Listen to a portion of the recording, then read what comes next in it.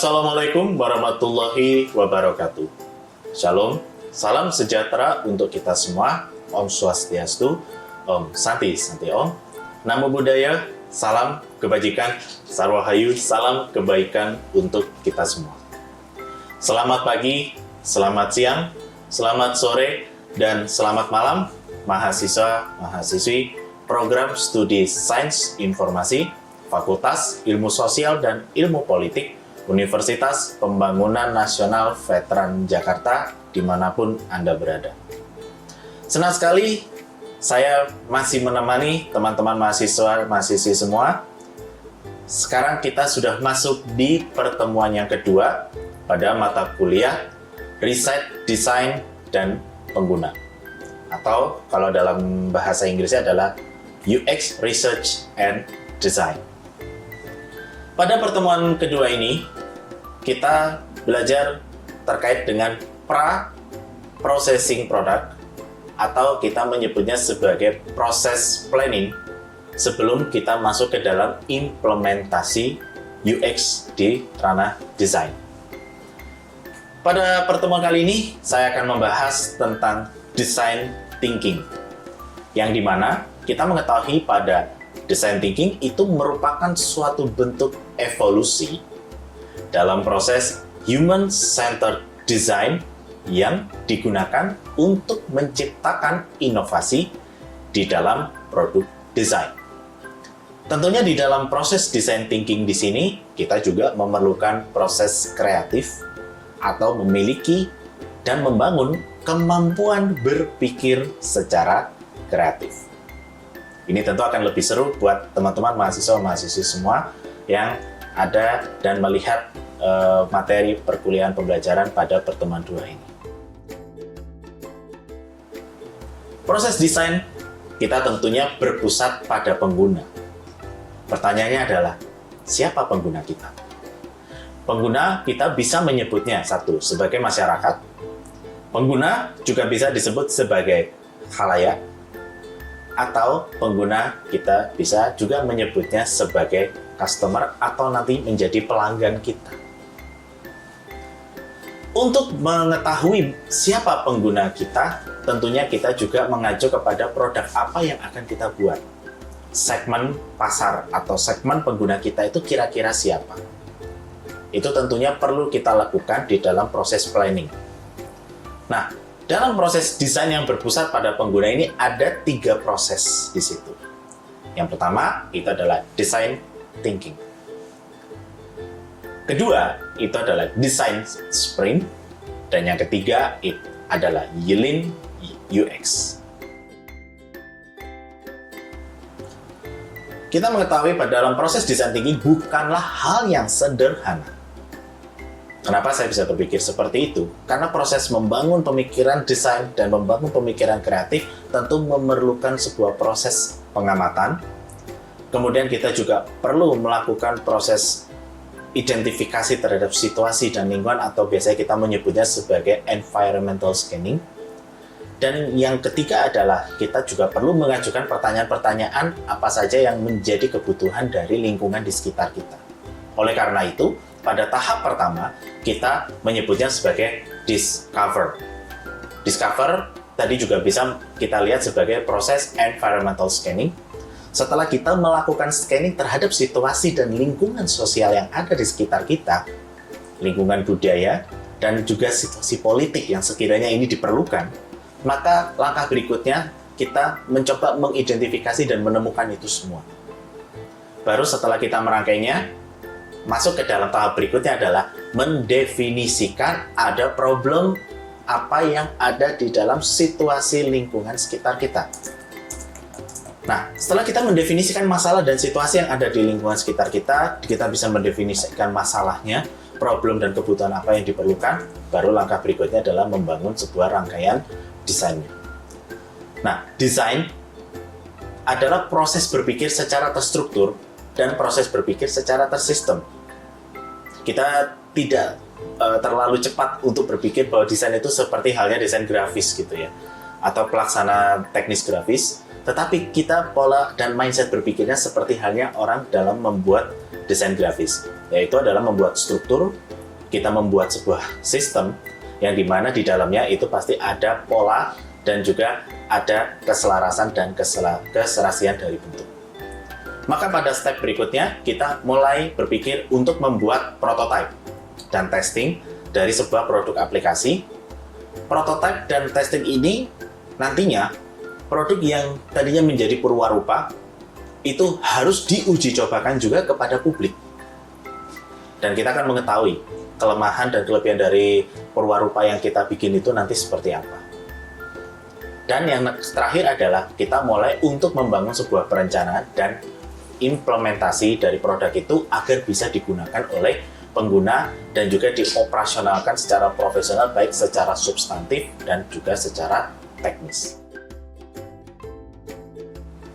Nah, dalam sebuah desain sprint atau timeline, ini yang bisa kita menyebutnya sebagai scheduling, atau kita bisa menyebutnya sebagai note atau pencatatan dan rentet waktu cara kerja dan sistem kerja kita itu nantinya itu alurnya seperti apa. Kita seperti halnya membuat si dan lain sebagainya, baru kemudian kita mulai membuat teknis dari perencanaan tadi dengan membuat draft awalnya sampai pada implementasi produk. Kita menjadwalkan kira-kira produk kita itu mau dibuat berapa lama. Perencanaan itu akan diproses selama berapa lama dan tester kepada pengguna itu akan dilakukan seberapa lama. Nah, sehingga kita dalam sebuah desain sprint atau timeline itu pasti ada rentet waktu yang harus kita buat, kita rencanakan dari awal dan kita terapkan, dan yang berikutnya adalah kita mulai mendisiplinkan.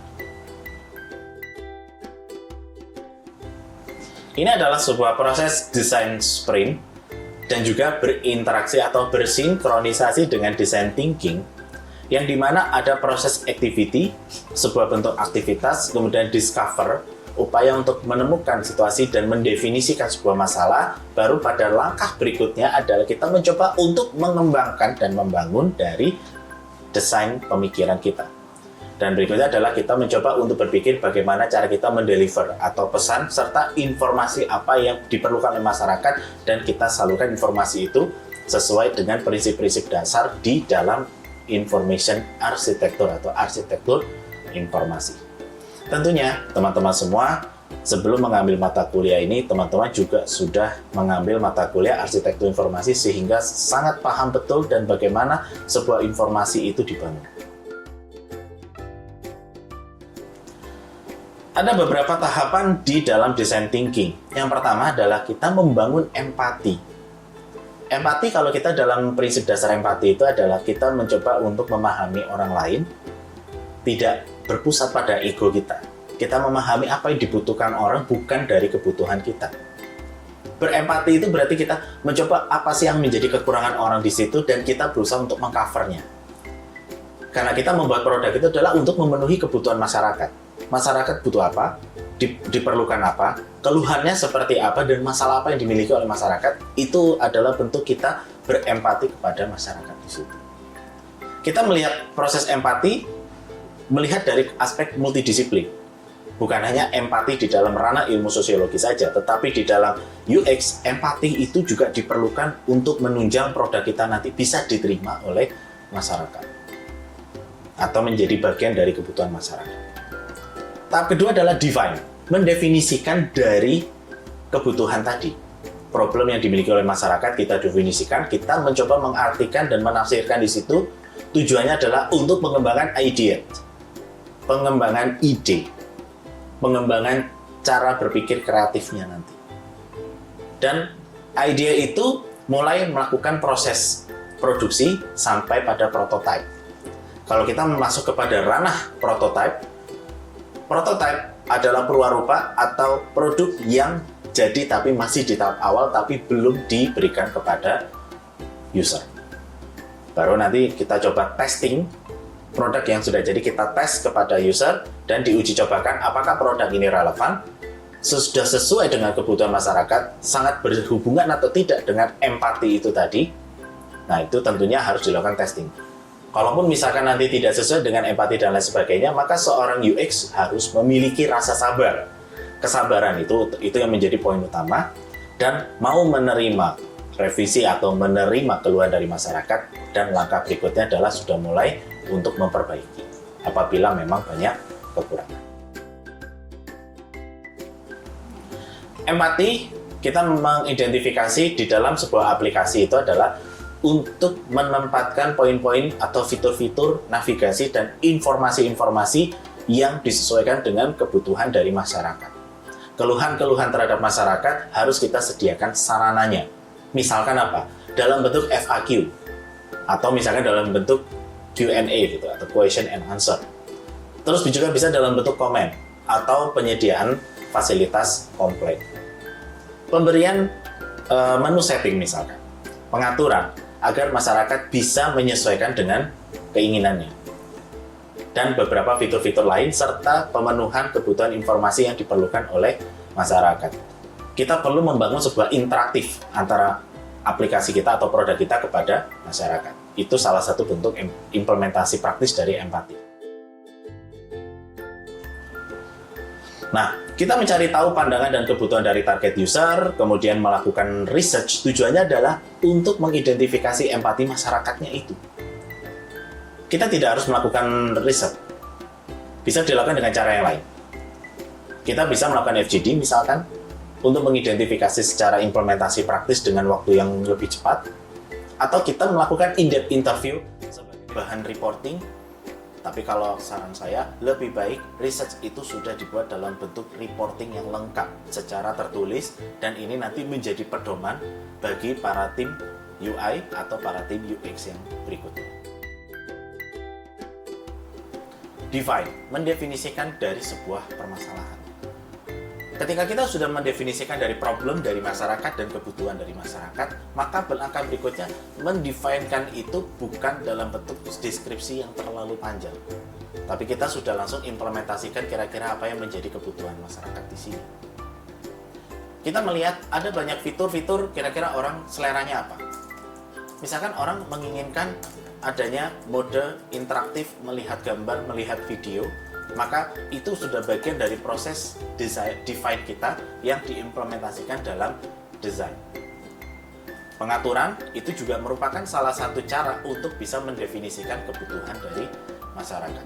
Dan baru setelah itu adalah kalau ini berkaitan dengan sebuah produksi atau konten, maka perlu ada medium saving yang memang sangat diperlukan oleh masyarakat kita nantinya. Nah, itu juga merupakan implementasi dari define. Define stage atau tahapan di dalam sebuah mendefinisikan masalah itu, kita mencoba untuk melihat beberapa poin-poin penting. Jadi agar tidak mudah terdistract ya, tujuan dari define ini ketika kita belajar. Untuk berikutnya adalah, mungkin kita tidak punya waktu untuk belajar di sini. Tetapi dengan menggunakan proses pendefinisian masalah itu, kita sebetulnya sudah ada proses pembelajaran secara cepat atau secara praktikal. Dan mungkin kita juga bisa melihat ada permasalahan misalkan dalam sebuah aplikasi terlalu banyak iklannya. Susah untuk belajar dan lain sebagainya.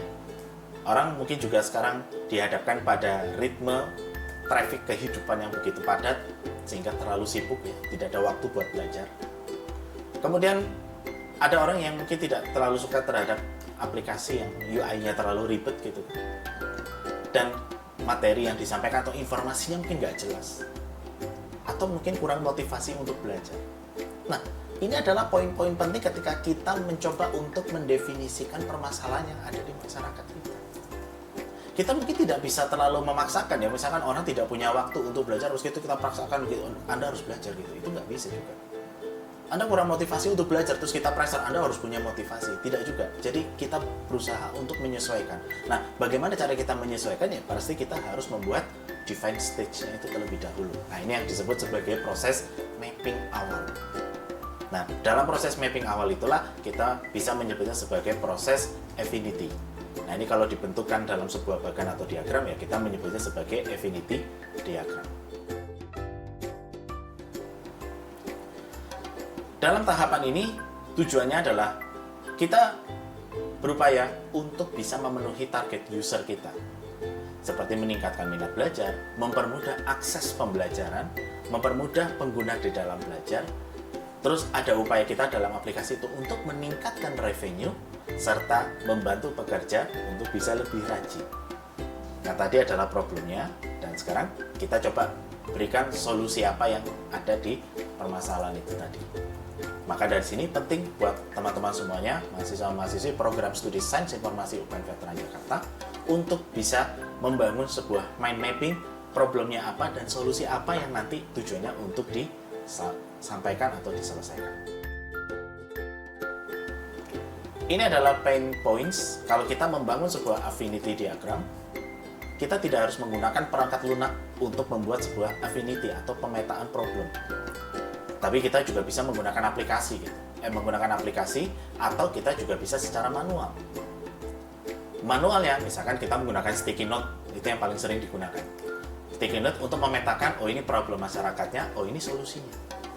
Jadi kita akan memetakan dari kedua sisi itu, mana problem dan mana solusi, yang nantinya itu akan harus kita buat catatan-catatan penting, atau kita buat semacam note ya, note yang menjadi pegangan kita dan juga untuk pegangan kelompok. Nah, setelah kita mendefinisikan masalah, kita bisa tahu problem apa yang solusi apa yang diperlukan oleh masyarakat, maka kita memerlukan ide atau ide. Nah, ide-ide inilah mulai kita implementasikan praktis ke dalam sebuah aplikasinya. Nah, tahap ide itu dilakukan pada tahap start from brainstorming, atau kita mencoba untuk membangun proses berpikir awal. Proses berpikir awal untuk brainstorming itu yang paling mudah, Anda bisa membuat mind mapping-nya terlebih dahulu. Mind mapping itu tujuannya apa? Problemnya apa, kira-kira ini solusinya apa, lalu bagaimana langkah atau step secara praktikalnya seperti apa. Nah, ini brainstorming. Jadi proses cara membangun pemikiran. Kemudian yang kedua adalah membuat gambaran, atau kita mulai sudah membuat kira-kira aplikasi ini nanti kira-kira seperti apa. Ini yang kita menyebutnya sebagai desain awal atau draft awal. Nah, ini kita menyebutnya sebagai Crazy X. Pertanyaannya kenapa harus Crazy X gitu ya? Kalau kita menyebut Crazy X atau apa namanya, ada 8 frame. Teman-teman bisa mencoba menggunakan kertas ukuran A4 dilipat 4, baik itu vertikal dan horizontal, maka nanti ketemunya ada 8 kolom di situ. Nah, kita coba petakan kolom 1, 2, 3 itu kira-kira apa saja yang diperlukan, modenya apa, alurnya bagaimana, dan navigasinya nanti seperti apa. Nah, Crazy X itu sebagai langkah awal di situ. Nah, itu saja materi yang bisa saya sampaikan. Teman-teman tentunya setelah ini bisa menerapkan kira-kira bagaimana mendefinisikan sebuah masalah, mengidentifikasi masalah dengan mengetahui empati dari masyarakat, temukan solusinya, dan langkah terakhir adalah teman-teman coba bangun sebuah ide, baik itu di dalam affinity ataupun nanti dibuat dalam bentuk wireframing atau Crazy X untuk draft awal. Terima kasih untuk pertemuan kedua kita pada hari ini, dan nantinya kita akan bertemu lagi pada video pembelajaran di pertemuan yang ketiga. Sekian, terima kasih. Wabillahi taufiq wal hidayah. Assalamualaikum warahmatullahi wabarakatuh. Shalom, salam sejahtera untuk kita semua. Om Swastiastu, Om Santi Santi Om, Namo Buddhaya, salam kebajikan, Sarohayu, salam kebaikan untuk kita semua, salam sehat dan terima kasih.